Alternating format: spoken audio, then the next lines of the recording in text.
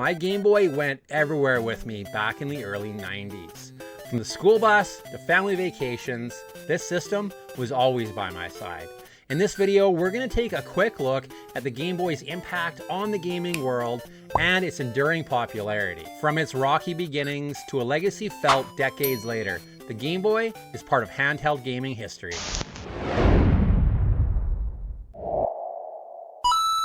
The Game Boy is a console that almost never was. From a canceled prototype to a system that was worked on in secret at Nintendo in order to bring it back to life, the Game Boy and its memorable green-colored dot matrix screen became a system that so many of us would fall in love with.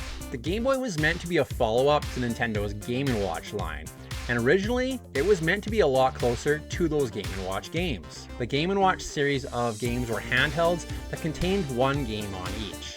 They used an LCD display, which is something that would be similar to a calculator, and not really what kids that were getting used to playing games on the Nintendo were looking for. So lucky for us, after a lot of heated debate amongst the team at Nintendo's Research and Development 1, they decided to move in the direction that would be the Game Boy as we know it now.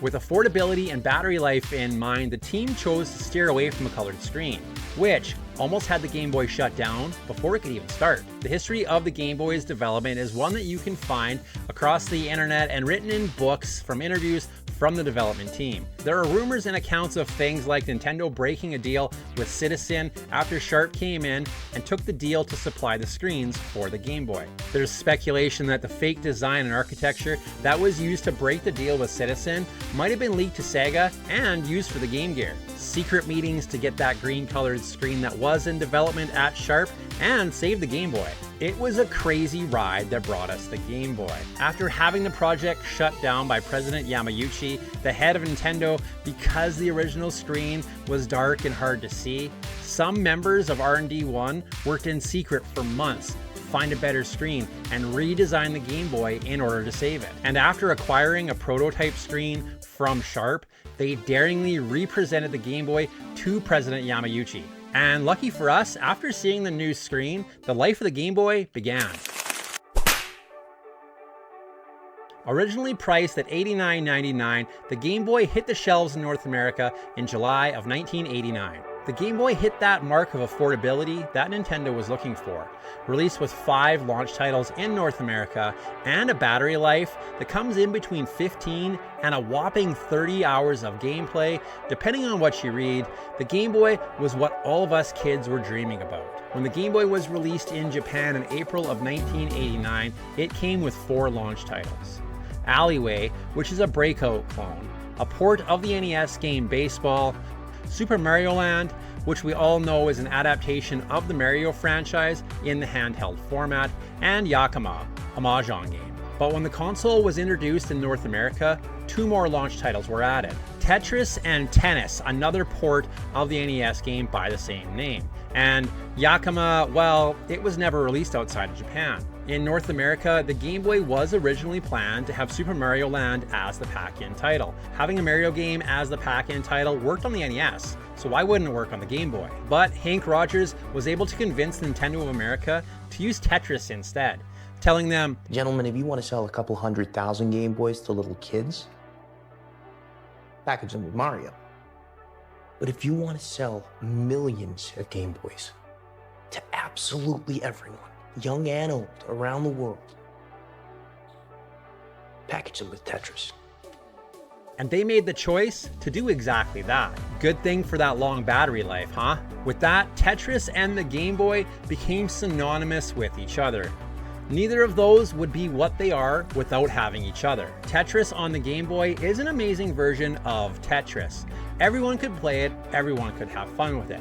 From your dad to your aunt, from your grandma to your neighbor, everyone could put it in the system, figure it out, and have fun playing it. They said it wasn't humanly possible, but now you can have all the power and excitement of Nintendo right in the palm of your hand. Introducing Game Boy. It's portable, it's in stereo, and its games are interchangeable. Plus, Game Boy comes with the outrageous new game, Tetris. And for head-to-head competition, use the revolutionary video link and blow your opponent away. Game Boy, only from Nintendo. Now you're playing with power, portable power. Tetris wasn't the only game that launched with the Game Boy that had us all abuzz on the playground though. It was launched alongside Super Mario Land, and while Shigeru Miyamoto, the creator of the original Mario games on the NES, wasn't involved, the team at R&D 1 did a really good job here. This one has a certain charm to it. It's short and it's fun to play, something that was perfect for that bus ride to school or that trip to see your great aunt on the weekend. It's basic and it's enjoyable. It's got a few unique elements to it. We don't get fireballs in this one, we get the Super Ball. The Koopa's shells explode, and we get introduced to Daisy for the first time here. And with the limitations of the Game Boy, things like having the red mushroom make Mario bigger and the green mushroom give Mario 1-up, like on the NES, weren't possible on the Game Boy. I can remember playing this one as a kid and not understanding why the 1-ups were in the shape of hearts. Looking back and knowing what I know now, it all makes sense. With some amazing music from Hirokazu Tanaka, this game has some amazing tunes. They can take you right back to that moment sitting in the back seat of your parents' car, playing this one on a road trip. With its shoot-'em-up style levels and fun responsive gameplay, this one was a hit back then. Critics praised Super Mario Land. Computer and Video Games magazine called the game an arcade machine in your pocket, and said that the graphics were remarkable for their size. Many critics saw Super Mario Land as a smaller and shorter version of Super Mario Bros. And it began the Super Mario Land series of portable Mario games. Super Mario Land 2, 6 Golden Coins, added a non-linear overworld and introduced the villain of Wario, an evil version of Mario. The subsequent Wario Land, Super Mario Land 3, began the Wario franchise, and Super Mario Land went on to sell 25 million copies. The Game Boy was launched with a $20 million marketing budget in North America, and a lot of that budget went to TV commercials. Those were geared towards older teenagers, and with that, we got a lot of really fun and interesting commercials. Down with Zelda from the very start. I got the heart and smarts to play the part. Down with Zelda. Creeping through with an overhead view, cause a man's gotta do what a man's gotta do. So I stay on track, collect the facts, never cut slack, and I always watch my back for jacks. Down with Zelda, yeah. Don't understand, I'm the man with the plan, cause the power's in my head and the power's in my hand. Down with Zelda.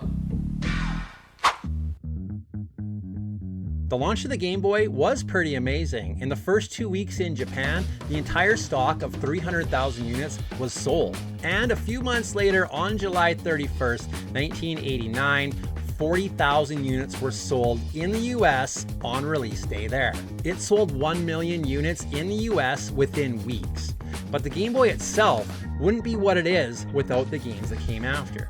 More than 1,000 games were released for the Game Boy, excluding cancelled and unlicensed games. Nintendo ported some amazing games from the NES to the Game Boy, and brought titles from the Nintendo to the Game Boy for sequels. Metroid 2 Return to Samus was released in 1991 for the Game Boy, and while it might not be as sprawling as the NES game that came before it, it worked with the Game Boy's limitations, and tried to push the limits of what the Game Boy could do. Legend of Zelda Link's Awakening brought Link to the handheld, and offered an adventure that we'd all loved on the NES, this time on the go.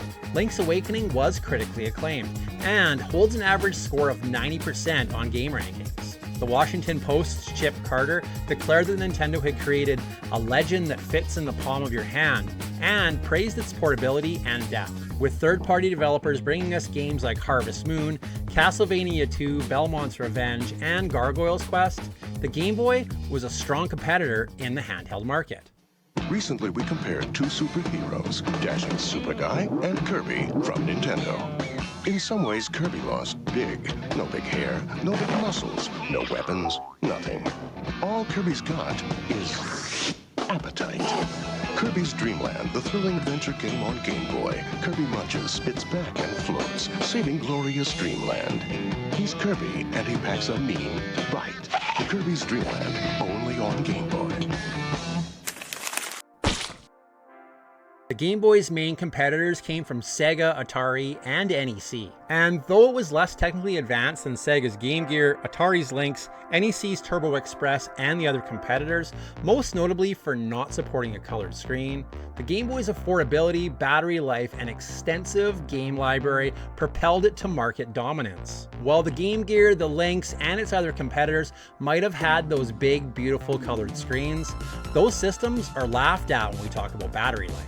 With about 4 hours of gameplay on up to 6 batteries, some of our parents might have been pretty frustrated when we kept stealing AA batteries out of every TV remote and wall clock we had in the house just so we could keep playing Sonic on the Game Gear. The Game Boy was the king when it came to saving money on batteries. An estimated 118 million units of the Game Boy and its successor, the Game Boy Color, have been sold worldwide, making it the 4th best-selling system ever. With its unique look and buttons that make me feel like I'm holding that familiar NES controller in my hand, this system is all I wanted for Christmas in 1989.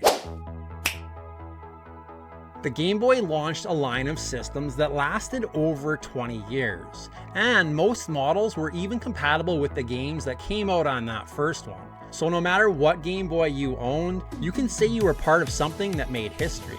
They all owed it to that very first Game Boy. Through the 90s, the Game Boy continued to see success. Thanks to some very popular games, interest in the handheld market kept growing. And while the device was aging, Nintendo was unwilling to abandon it. The first revision of the Game Boy came on March 20th, 1995, when Nintendo brought us special edition Game Boy models with colored cases. They advertised them in the Play It Loud campaign. Oh, the damage we can do, wreaking havoc and destruction. Bomberman will never know what hit him. I love you. I love you. I love you. Wario takes on Bomberman in the explosive new adventure, Wario Blast, on Game Boy and Super Game Boy. I love it. While they were basically the same systems from '89, those color options made them feel fun and new. And those Play It Loud commercials will always be something that 90s kids will remember. Nintendo pushed those to us rambunctious 90s kids. And it worked. What are friends? Friends are there to pick you up when you're feeling a little down. Friends are there to rearrange someone's face when they're acting like a clown. Friends are a hamster, a fish, and an owl in Kirby's Dream Land 2. If you ain't fighting on their side, well, man, I'd pity you. Kirby's back, and the Flappy One brought 3 rowdy friends. It's a pumped-up, powered-up Kirby in Kirby's Dream Land 2. New for Game Boy and Super Game Boy. Will you be my friend? Those colored Game Boys were released 6 years after the Game Boy's original release. The Game Boy lasted that long, and it was the same as it was on release day still. And the games were a lot better. The developers had figured out a few tricks to help while still falling within what the Game Boy could do. This system was still pulling more than its weight. The next year, in 1996, we saw the introduction of the Game Boy Pocket, which was a slimmed down Game Boy. It required just 2 AAA batteries, along with a much improved film compensated, super twisted pneumatic LCD screen. This one came in with a price point of just $69.99 and came with a screen that was cleaner, bigger, and we didn't see that ghosting that we saw on the original Game Boy. Coming in a variety of colors, the Game Boy Pocket's release was ultimately well timed, coming at the same time as the release of the first Pokemon game, which was a major hit and catapulted the aging Game Boy back into the spotlight. Quickly becoming the biggest franchise on the Game Boy, Pokemon Red, Blue, and Yellow sold more than 46 million copies. Being the first installment of the Pokemon video game series, these games are loved by so many people, and they basically brought the Game Boy right back into relevancy. In Japan, they also saw the Game Boy Light. The Game Boy Light was a Japan-only revision released on April 14th, 1998. The Game Boy Light is slightly bigger than the Game Boy Pocket and features backlighting, which allows it to be played in low light conditions. But this version never made it to North America, because close on its heels was the Game Boy Color. The original Game Boy helped transform the industry, leading the way to the handheld gaming boom we saw back then. Its simplicity and iconic games will always be ones that so many of us will look back on and love. Sure, that green screen with no backlighting was difficult to see sometimes. Sure, there were some really rough games that came out on it. If you weren't there in those moments back in the early 90s, you could just look at this system and laugh. But for us kids that lived through it, got those accessories like the magnifying glass or the attachable light for our Game Boy, and tried so hard to hide under the covers and finish Super Mario Land after our bedtime, this system is something that we will always remember. And it really is what so many people think about when you say handheld gaming. From its cute little cartridges to its legacy through the Game Boy Color and the Game Boy Advance, this system that almost never was is always going to have an enduring relevance in the gaming world.